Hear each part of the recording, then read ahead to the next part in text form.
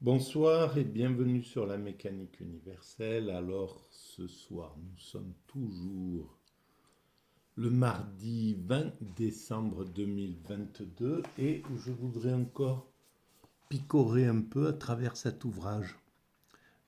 Hegel, l'histoire est un processus menant à la liberté, apprendre à philosopher. Voilà. Alors, effectivement, l'histoire conduit à la liberté. À la, à la liberté absolue, on pourrait dire. Euh, et ça va très bien avec la théorie que je développe sur la mécanique universelle, où j'essaie de démontrer que l'humanité est destinée à atteindre son ultime perfection.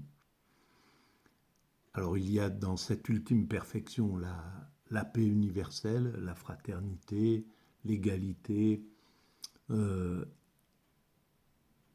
l'extase. Facile. Et en fait, l'extase, c'est la liberté absolue. C'est le summum de la liberté. Il n'y a pas de liberté au plus haute que l'état d'extase, en somme. L'état d'extase n'a plus aucune contrainte, ni le temps, ni l'espace, ni la mort. Tout est aboli dans l'esprit. Bien sûr que le corps continue à vieillir, etc., etc. Mais c'est le sommet de la liberté. Et je vous renvoie à la lecture de la mécanique universelle pour comprendre plus précisément ce que je voulais dire. Alors, je picore. Donc là, j'ai ouvert l'histoire a-t-elle une fin? Point d'interrogation. C'est dans le chapitre. Bon, il y a plein de. Voilà, bon, bref. Alors voilà. L'histoire a-t-elle une fin? Page 148. Donc, je vais lire, je découvre en même temps et je commente. Voilà comment je procède. Alors, l'histoire a-t-elle une fin? Point d'interrogation. Parmi les autres écrits de Hegel ayant provoqué le plus de polémiques, souvent en raison d'une lecture trop rapide, se trouvent deux thèses étonnantes à première vue, selon lesquelles Hegel aurait diagnostiqué la fin de l'art et même la fin de l'histoire. Alors, ben oui, la fin de l'art et la fin de l'histoire, c'est évident que si, lorsque nous aurons atteint, lorsque l'humanité aura atteint son ultime perfection, lorsqu'elle aura réalisé entièrement son monde, donc lorsqu'elle aura la maîtrise absolue de son comportement, la maîtrise totale de son environnement, c'est-à-dire écologique, la maîtrise écologique et voilà un monde qui n'a plus aucune, où il n'y a plus rien à construire, tout a été construit. L'humanité aura tout réalisé, ce qu'elle voulait réaliser, c'est ça en fait, la fin de, de, de la progression, de cet état de progression qui nous anime en fait, hein, et qui nous dirige vers cette ultime perfection. Eh bien évidemment, là, c'est la fin de l'histoire, c'est la fin de l'art parce que les hommes n'ont plus qu'à contempler, à jouir, à jubiler, à jouir de l'extase, à voilà, être à la fraternité, etc. Il n'y a plus d'histoire de l'art. L'art peut être là, mais il n'y a plus rien à contester en somme. L'art trouve sa vocation dans la contestation du système établi. L'art est là pour faire progresser l'humanité, Voilà, c'est ce qu'on retrouve avec lorsque Malevich peint un tableau blanc noir sur fond blanc ou l'inverse, ou, euh, ou quand Picasso peint les Demoiselles d'Avignon, ou quand Buren fait ses colonnes, etc. Il y a de la contestation en somme. Il y a quelque chose qui est contesté dans l'histoire. Ceux qui ont amené l'idée de l'abstrait, ils contestaient euh, les mouvements antérieurs euh, qui, qui voulaient qui voulaient peindre comme on prenait des photos. Déjà à l'époque, c'était dépassé avec les photos. Et il y avait autre chose à dire. Les, les artistes abstraits disaient l'esprit est fondamental. Ça voulait dire ça en fait, c'est l'esprit qui est fondamental. Voilà. Donc il y a, et de tout temps, l'art a été quelque chose qui a fait évoluer l'humanité. Il suffit de se promener au musée des Offices à Florence pour voir le progrès technique entre le médiéval, entre Cimabue, Giotto et, euh, et le Caravage. La montée progressive vers quelque chose de tout à fait différent. Alors, d'un côté, il y a la spiritualité entre les icônes de l'époque Giotto, la peinture quasiment spirituelle, un peu avant Giotto, hein, on va parler, euh, qui, qui s'intéresse à la spiritualité essentiellement. Le monde est essentiellement spirituel. Et on arrive 500 ans plus tard, 600 ans plus tard, à, au Caravage, où il n'y a plus du tout de spiritualité. Même la spiritualité qui est montrée, c'est plus une spiritualité qui prédominante. Et c'est le corps qui a pris le relais, par exemple. Voilà. Donc, il y a cette évolution.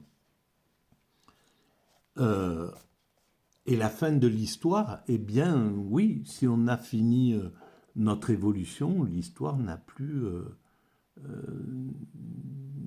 L'histoire est achevée. Et ça fait très longtemps que des philosophes parlent de la fin de l'histoire. Elle n'est pas finie encore, l'histoire. On a toujours été pressé. Hegel a été sans doute pressé. Fukuyama est pressé, etc., etc. Moi, je suis aussi pressé. Donc, je l'ai préconisé la fin de l'histoire, peut-être un peu trop tôt. Mais en tout cas, il y aura un moment où ça collera avec le moment. Ça sera plus, ça sera plus trop tôt. Ça sera juste à l'heure. Et donc, la fin de l'histoire sera arrivée. Donc, je continue. Si la fonction de l'art a été dans le passé de représenter l'absolu, cette fonction s'avère inutile dès l'apparition d'une explication conceptuelle de l'absolu lui-même. C'est dans ce sens que Hegel parle de la fin de l'art. Mais à ce niveau-là, bien sûr qu'Hegel a raison. Il a compris il a compris le cheminement de l'humanité. C'est ça qui est époustouflant chez Hegel. Donc il a compris, il a expliqué de manière tout à fait absconde, je ne sais pas si c'est le bon terme, mais de façon hermétique. C'est très difficile à comprendre, Hegel, pour n'importe qui. Bon, voilà, avec des traductions comme des vulgarisations comme avec ce livre, qu'on doit remercier d'ailleurs, ce genre de choses qui met à la portée de tout le monde la philosophie. Et c'est quand même extraordinaire, quoi. Ça veut dire que par rapport à l'époque médiévale ou au XVIIe siècle, n'importe qui, un manant comme moi, peut accéder à la philosophie, même sans faire d'études, etc. C'est quand même incroyable comme évolution. Donc oui, la fin de l'art de cette façon-là, oui. Euh, si l'art doit montrer l'absolu, c'est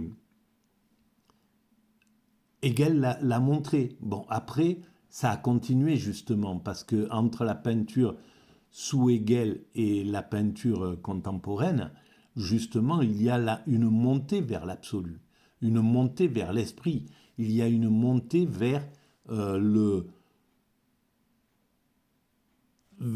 on pourrait dire, vers la contemplation, en somme, vers le vide de la contemplation, de l'état où on est, où on a atteint justement l'état de nirvana. Des peintures comme Adreinart, des monochromes, ou Klein, voilà, parlent finalement de ça, même si c'est expliqué d'une autre manière. Ça parle de la quête de l'absolu. Donc ça a continué. Je continue, moi. Si l'art n'est qu'une distraction, il continuera d'exister tel quel.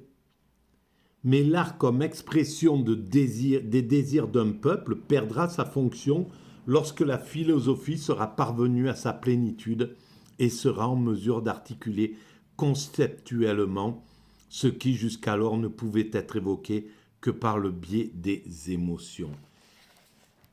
C'est là où je ne l'avais pas lu, je le découvre en même temps, mais qu'est-ce que c'est intelligent, bien sûr que c'est ça.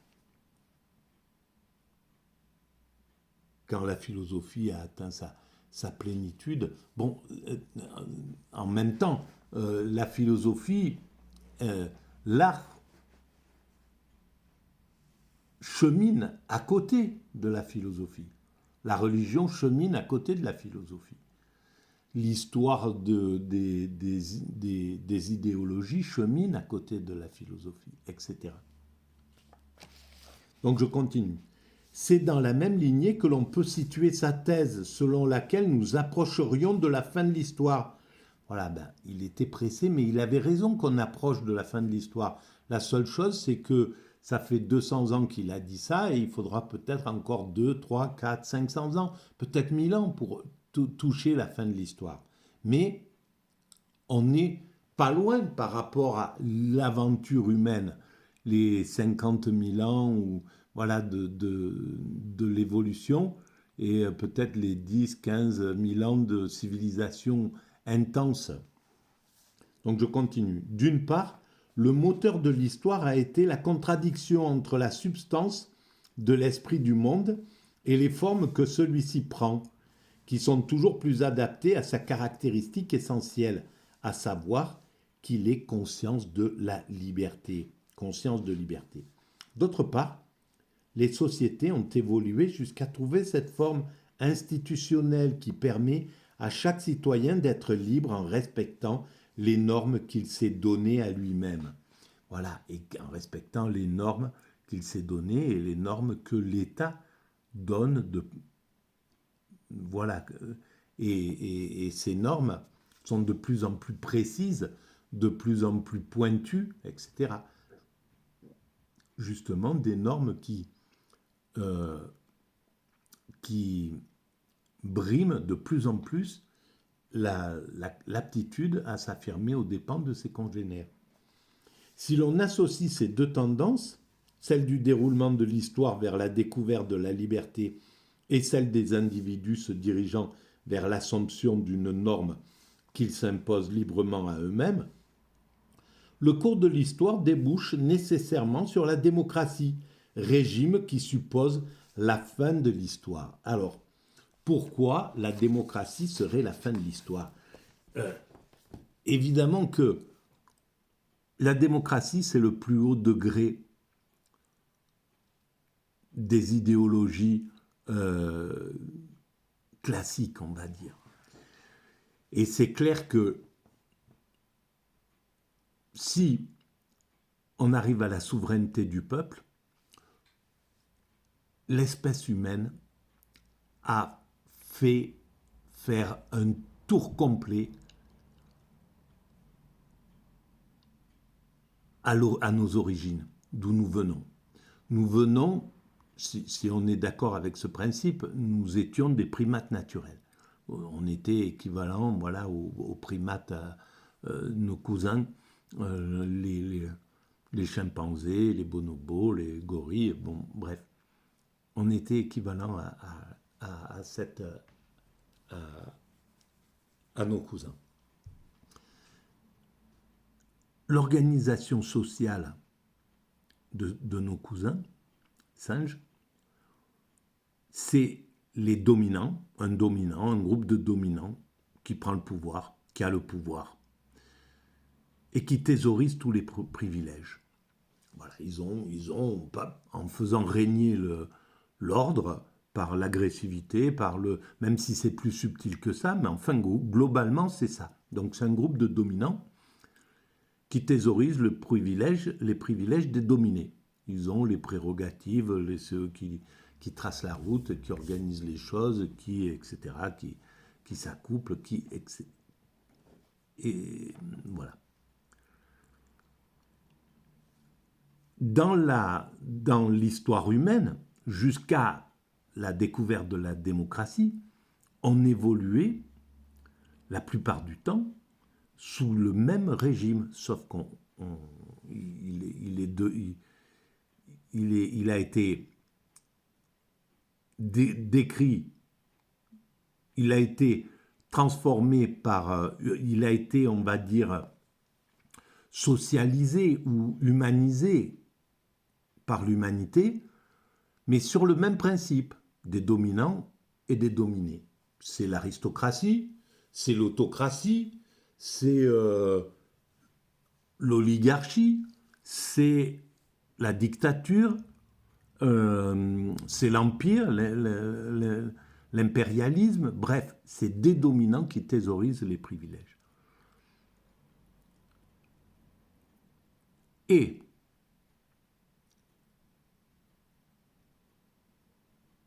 donc c'est le même principe primaire en fait sur ce truc-là. Et donc les animaux ne pouvaient pas, les autres primates ne pouvaient pas quitter ce système parce qu'il est basé sur l'instinct. C'est-à-dire qu'il n'y a pas de possibilité de réformer ce modèle-là. Ce modèle est irréformable. Le dominant, actuellement, là, aujourd'hui, après des centaines de milliers d'années d'évolution des chimpanzés, c'est toujours la même pratique. Les dominants sont harcelés par les prétendants finissent par épuiser le dominant, et puis le dominant est renversé, et un nouveau dominant s'impose, qui lui-même va être harcelé, etc., voilà, va devoir se défendre, etc., etc. Il va faire son temps et il va être renversé et un autre dominant va arriver. Voilà. Pour que l'homme sorte de ce mécanisme-là, il a fallu placer au-dessus du dominant naturel, du dominant primate, quelque chose de plus haut, un dominant qui était au-dessus de ce dominant-là. Et ça a été l'idée du divin, l'idée d'un Dieu, l'idée de quelque chose auquel le dominant homme devait obéir. À partir de là, on a pu commencer à agir sur le dominant. On a pu commencer à travailler sur le système dominant-dominé et le faire évoluer progressivement et après des dizaines de milliers d'années, l'amener à l'idée de la démocratie qui inverse complètement ce système. C'est les dominés qui sont les souverains, c'est le peuple qui est le souverain. Donc les dominés sont les souverains qui élisent malgré tout les meilleurs, le plus costaud, les plus forts du groupe, le chef d'État, il monte. Et si c'est un vrai démocrate, parce que malheureusement, on a encore affaire à des dominants qui n'ont pas compris l'essence de la démocratie, et donc ils vont verser dans l'oligarchie, dans d'autres, voilà, dans une autre forme d'aristocratie, dans un élitisme, dans tout un tas de choses, mais qui n'est pas démocratique, clairement, qui a juste une apparence et juste on effleure à peine le début, les premiers degrés de la démocratie. On est au début du principe démocratique. Mais en tout cas, on est arrivé à ce modèle-là qui, normalement, dans un truc idéal, les dominants qui arrivent au chef de l'État, son gouvernement, etc., les grands patrons d'industrie, etc., tous ces gens-là devraient avoir une vision claire, intelligente de ce que c'est que la démocratie, et donc travailler clairement, intelligemment et amoureusement, on va dire, pour le peuple, pour le bien du peuple. Tous ces dominants-là devraient pouvoir travailler pour le bien du peuple. Au moins, ceux qui nous dirigent, ceux qui sont élus par le peuple, ils devraient travailler pour le peuple, essentiellement pour le peuple, avant tout. Et donc, on ne devrait pas se retrouver avec des oligarchies, avec un système médiatique qui a été donné aux oligarques, par exemple. Le système médiatique doit appartenir au peuple, évidemment. Et il doit appartenir au peuple à travers l'État, à travers le...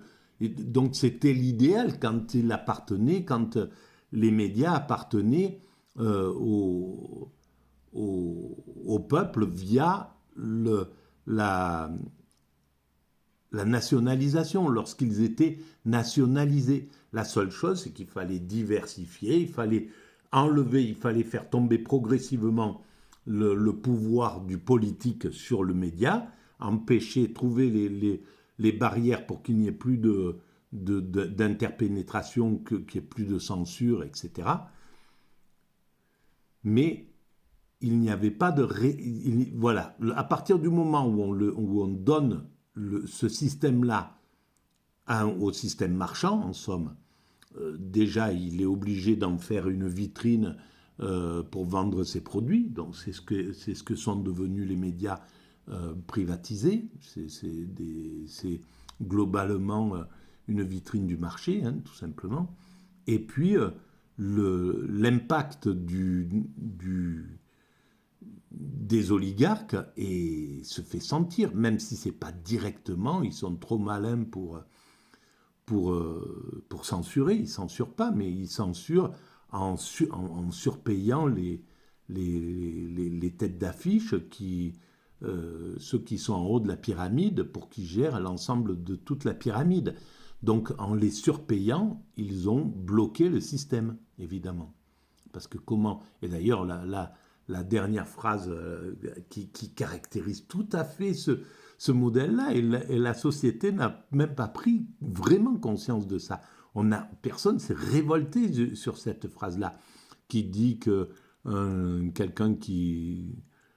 animateur, en parlant de l'oligarque à qui appartient la chaîne dans laquelle il travaille, je ne critique pas cet homme-là parce que je ne mords pas la main qui me nourrit. Donc ça veut tout dire. Ça explique clairement le principe, la corruption légale grâce à l'argent par l'oligarchie. Et ça, elle sait très très bien le faire. Ce type de corruption, c'est voilà, comment aller contester quelqu'un qui fait de vous un millionnaire. C'est très compliqué, quoi, derrière. Voilà, bon, bref. Et donc, pour revenir à cette idée de démocratie, la démocratie, c'est une œuvre d'art dans la mesure où elle inverse complètement le principe de la nature tout en lui gardant son énergie. Je vous renvoie à la lecture de la mécanique universelle sur lamécaniqueuniverselle.net où tout est expliqué sur la démocratie. Dès que vous tapez démocratie là-dessus, il y a plein de pages qui parlent de ça et qui expliquent ce mécanisme-là. Donc la démocratie, évidemment, c'est un... Mais si on devait penser à un régime vraiment final, ça serait plutôt l'anarchie. l'anarchie, une forme d'anarchie. L'anarchie, c'est-à-dire la pleine liberté, quoi. Chaque être humain est absolument libre de lui-même. La seule chose, c'est qu'il doit être absolument respectueux de tous les autres. Et à ce moment-là, il a atteint une sorte de liberté totale dans sa vie. Mais la finalité, elle dépassera évidemment la démocratie. Une fois atteint cet état, c'est le spirituel qui sera l'étape finale. La spiritualité, c'est la fusion avec le divin. Et cette fusion avec le divin n'a pas d'équivalent. Il n'y a pas de... C'est la contemplation, donc il n'y a plus besoin de politique, il n'y a plus besoin d'aller voter, de démocratie, de quoi que ce soit. C'est un système où les êtres humains sont parfaitement respectueux de leurs semblables, de la nature, de la vie, de tout. Voilà. Donc, ils n'ont plus qu'à jubiler de cette existence. Et c'est ça la finalité selon moi. Donc, je reprendrai la suite. Je lis la phrase, mais je ne vais pas la commenter. En affirmant cela, donc, la fin de l'histoire, c'est la démocratie. Hegel ne veut pas dire que l'universalisation de la démocratie va mettre fin au conflit humain, mais simplement qu'aucun progrès ne sera possible après elle, car elle ne pourra plus être dépassée par une forme d'universalité plus grande que celle du suffrage universel. Eh bien, oui, bien sûr, c'est ça, en somme. Le peuple, mais il y a du chemin avant d'arriver à ça. Il faut déjà que le peuple ne soit pas manipulable. Donc on ait réussi à mettre tous les garde-fous pour empêcher les systèmes à manipuler le vote. Là, actuellement, on nous fait voter voilà, l'oligarchie nous fait voter comme elle veut qu'on vote. C'est pas, on n'a pas, voilà, c'est extrêmement frelaté. Mais tout ça, ça sera progressivement géré. Et, chaque vote ne sera plus manipulable. L'être humain ne sera plus manipulable. Voilà. Eh bien, je vous remercie de votre écoute et puis je vous dis à très bientôt.